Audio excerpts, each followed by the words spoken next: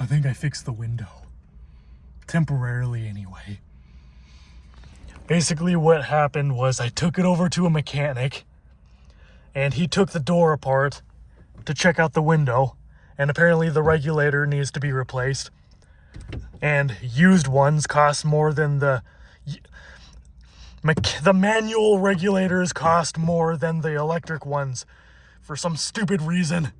I think it's because manual stuff, nobody likes manual stuff, so these are not very common. That's why they cost more. Supply and demand, I guess that would make sense, because at first I was like, why would a manual regulator cost more than an automatic regulator? It doesn't make any fucking sense, but when you think about it, it does make sense.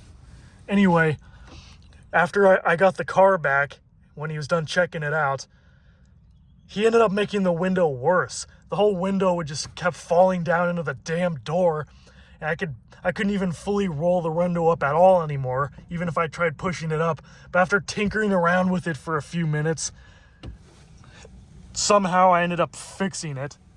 Now the window rolls all the way down. And it rolls all the way up.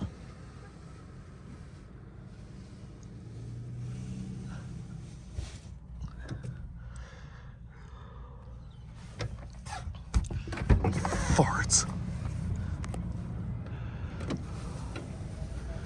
Look at this farts. It rolls up and down normally again.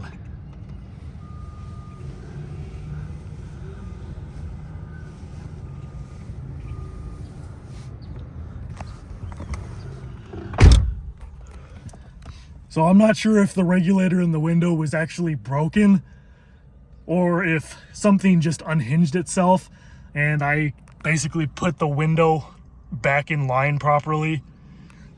So for the time being, the window works again because this was so annoying having to distract myself while I was going on the freeway or whatever, and it's like I want to get away from like wind noise or heavy traffic, and I'm having to just like pull the window up.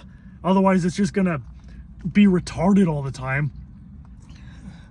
So I'm just gonna be really careful with this and just roll it up and down really slow, just so it doesn't break more and fall out again, because I might have just saved myself a couple $100.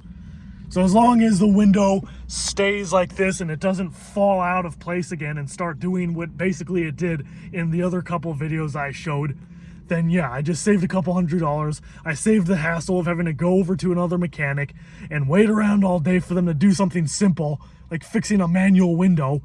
This is why I would not advise you to get a basic bitch go-kart car.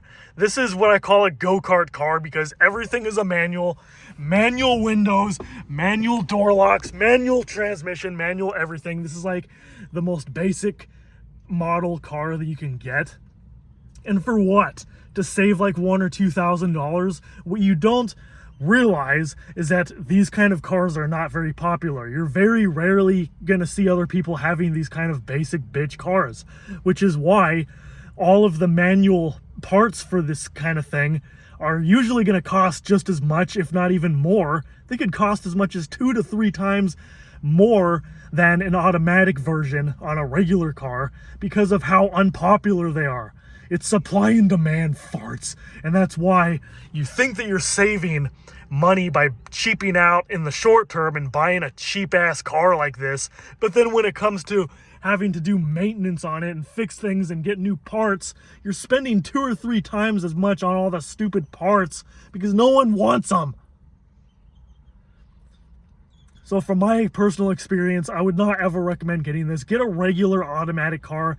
The more automatic stuff, the better, because that's what the majority of the population prefers. So get that. You'll save more in the long run if you just spend a little bit more up front when you buy a car, and then the maintenance down the line will be noticeably cheaper.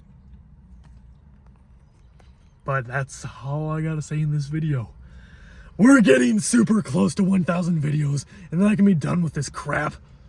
So I'll be sure to see you for sure in the 1,000th video. Extra stupid. I already got that over with. I just got to make it to 999, and then 1,000 will be up, and then we'll be done. It'll be the end of this pointless series. Stay tuned for more stupid videos. See ya.